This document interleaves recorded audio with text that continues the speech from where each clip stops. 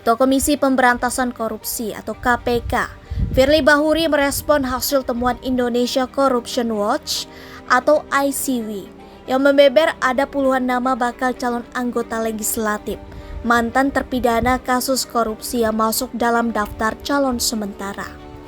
Firly mengatakan setiap warga negara memiliki hak tetapi ada batasan yang mengatur di sana.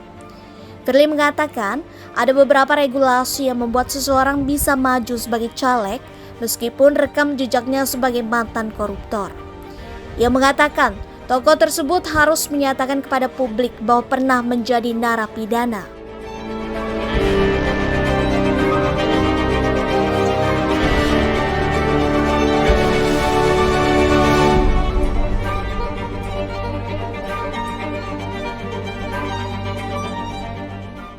Di situ disyaratkan satu, apabila seseorang itu adalah kena tindak pidana 5 tahun lebih, itu satu.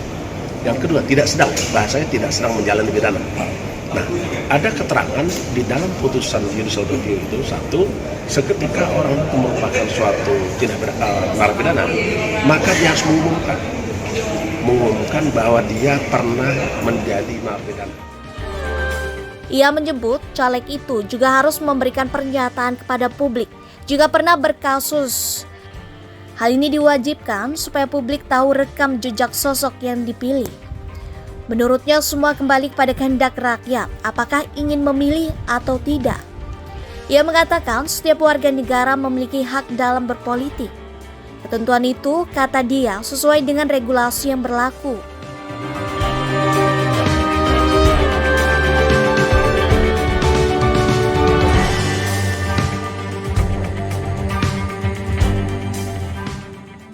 Nah tentu hak rakyat yang menentukan apakah tetap akan memilih atau tidak. Saya kira itu, ketentuannya seperti itu. Karena proses hukum sudah selesai, proses politiknya setiap warga negara memiliki hak untuk dipilih maupun memilih. Di sisi lain, pakar hukum pidana Sekolah Tinggi Hukum Indonesia Jentera, Bivitri Susanti menyebut, mantan narapidana korupsi sangat mungkin kembali melakukan perbuatan pidana ketika kembali mendapatkan kekuasaan. Pernyataan ini Bivitri sampaikan saat menanggapi belasan mantan narapidana korupsi yang tercatat dalam daftar calon sementara anggota DPR RI pada pemilu 2024.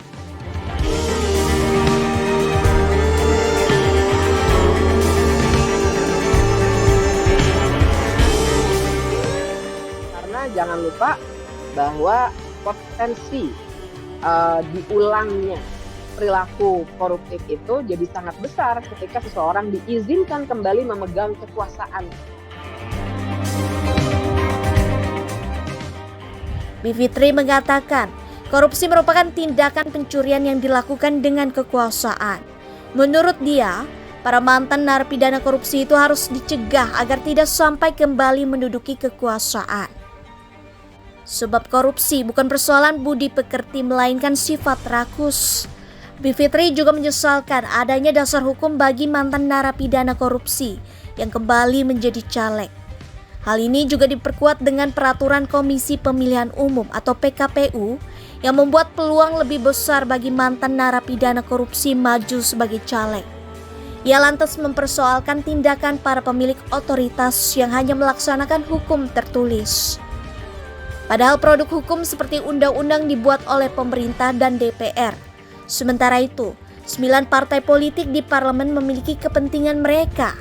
Sebelumnya, berdasarkan temuan ICW terdapat 24 mantan narapidana korupsi yang mengajukan diri sebagai calon anggota DPR RI.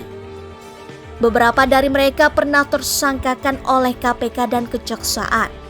Selain itu, baru-baru ini KPU merilis daftar 52 orang mantan narapidana umum dan khusus yang masuk dalam daftar calon sementara atau DCS pemilihan calon anggota legislatif 2024. Dari 18 partai peserta pemilu 2024, hanya 4 partai yang tidak mencalonkan bekas narapidana.